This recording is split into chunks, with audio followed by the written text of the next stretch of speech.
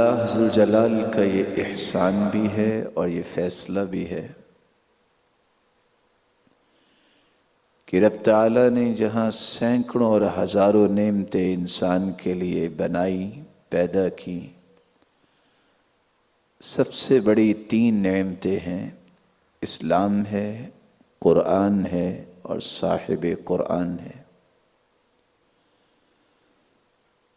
جو شخص ان 3 نعمتوں سے اپنی وابستگی مضبوط و مربوط کرتا ہے، اللہ تعالیٰ کا یہ بھی فیصلہ ہے کہ رب تعالیٰ اس انسان کو بھی دنیا کے لیے نعمت بنا دیتا ہے۔ صاحب قرآن محمد الرسول اللہ صلی اللہ علیہ وآلہ وسلم کی محبت، یہ وہ راز ہے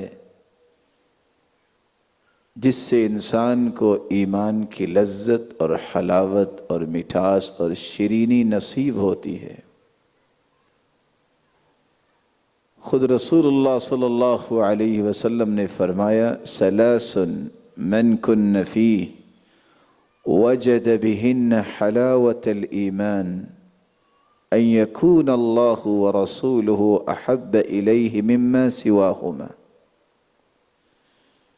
3 ایسی خصلتیں ہیں جس شخص کو نصیب ہو جائیں اس کو ایمانی لذت اور حلاوت اور مٹھاس نصیب ہو جاتی ہے۔